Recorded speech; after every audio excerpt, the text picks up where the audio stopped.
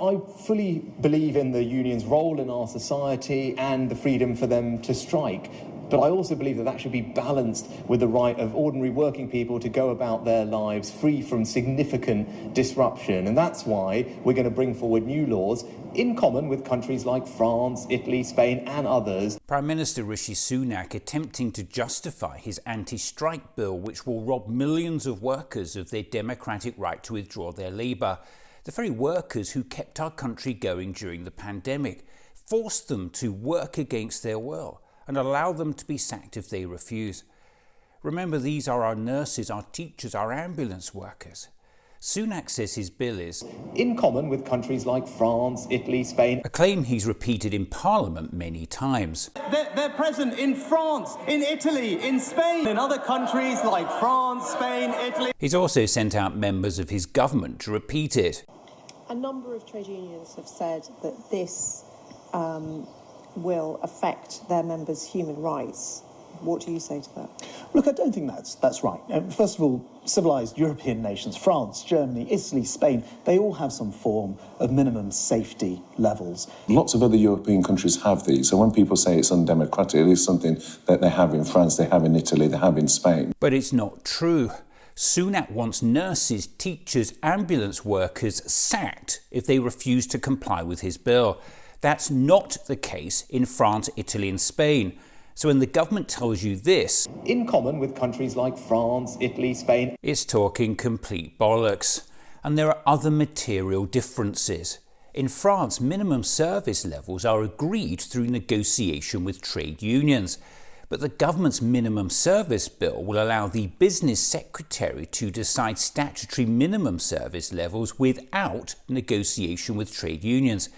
It effectively allows the business secretary to write minimum service regulations of an unknown kind and then force people to work against their will, robbing them of their democratic right to strike and allowing them to be sacked if they refuse. Mr. Speaker, this shouldn't be controversial. This shouldn't be controversial. The International Labour Organization supports minimum service levels.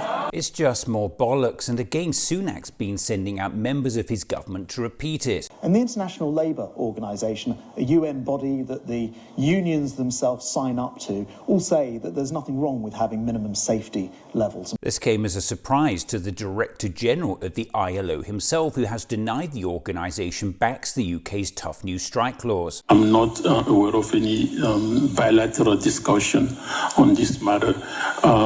We are very worried that workers may have to accept situation so they don't get themselves out of job. They may have to accept situation that is below par. And it's not just the ILO that disagrees with the government's bill. US Labour Secretary Marty Walsh told the BBC he disagreed with the idea of minimum service agreements for public sector workers and suggested they may be detrimental. So both the International Labour Organization and the US government dislike Sunak's plans to restrict UK workers' right to strike. And to railroad through his anti-strike bill, Sunak is deliberately conflating minimum service levels with minimum safety levels. And when all else fails, the government is shamelessly blaming the workers themselves. In the most recent strikes, for example, with ambulances, you had the Royal College of Nursing, who, in the nurses' strike, did agree at a national level what the minimum safety level would be. But with the ambulances, that was left to a postcode lottery, effectively. And I think it's that's unacceptable. Well, firstly, thanks to a decade of underfunding from Conservative governments. Ambulance response times are currently the worst on record. It's one of the reasons ambulance workers are taking industrial action. And here is Unite General Secretary Sharon Graham. Are you saying that ministers are effectively lying then? When they say that they are? Yes, I am saying that. The ministers have been lying on a number of issues, and normally I wouldn't use that word. It's not really a word that we would use. We tend to dance around that word a lot. But I have to tell you, the stuff that's been said about ambulance workers and them not covering minimum safety levels on disputes was a lie. And I'll say it very clearly, it was a lie. Unions representing health workers never strike in the absence of agreeing minimum service provision with employers on a voluntary and mutual basis.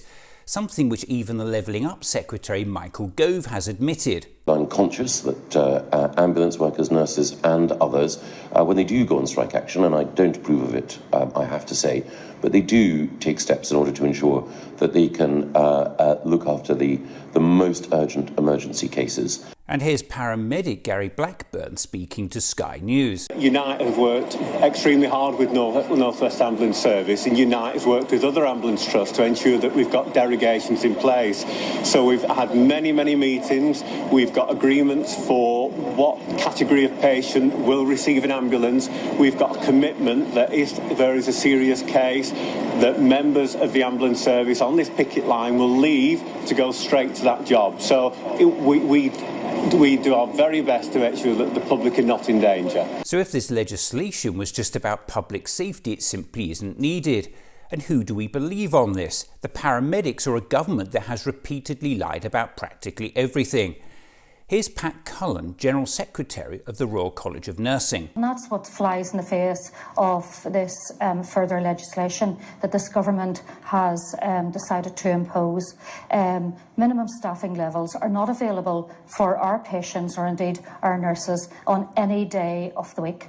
So to try and suggest that we're going to have minimum staffing levels on a day of industrial action is just so far removed from reality, and in fact is a total insult both to our patients and to nurses. The simple fact of the matter is this government has declared war on the working people of this country.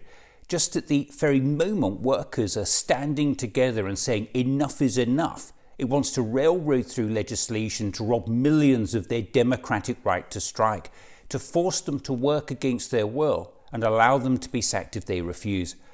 Well, absolute bollocks to that.